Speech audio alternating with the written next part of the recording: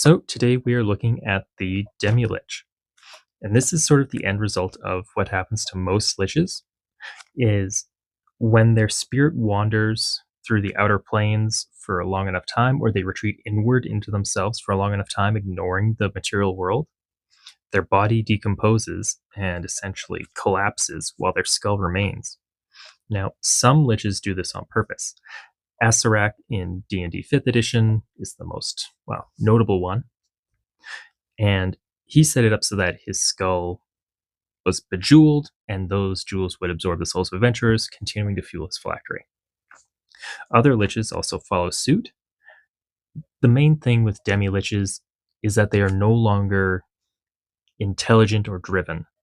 They maintain an echo of their former consciousness, the consciousness that is now floating around the astral planes, but they are in themselves are not intelligent.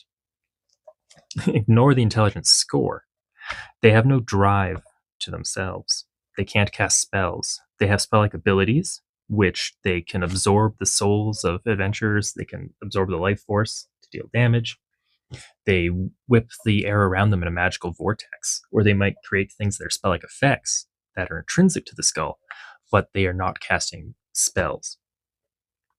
And I think that they work as a nice sort of the end result. If your party lost against the Lich in the campaign, 100 years later, 1,000 years later, 2,000 years later, the next party finds a Demi-Liche. Maybe there's a bastion of undeath, a labyrinth of horrors and monsters and traps, and it has been spilling out negative energy into a country or a region, and the party is hired to go and put a stop to this. When they arrive, they find that it's not the Lich themselves. It is what remains of the Lich, who built this elaborate labyrinthine confines to secure their physical body should they ever wish to return. I think that they have their place, and I've seen adventurers use them in mm, an evil organization. It has a lich that's been a magical studier, but the location's abandoned. The adventurers explore it much later. They find a demi-lich. You can choose to ignore a demi-lich. It won't really hurt you or chase you. They just exist. However, if it's sitting right in the middle of the treasure room, you kind of have to deal with it.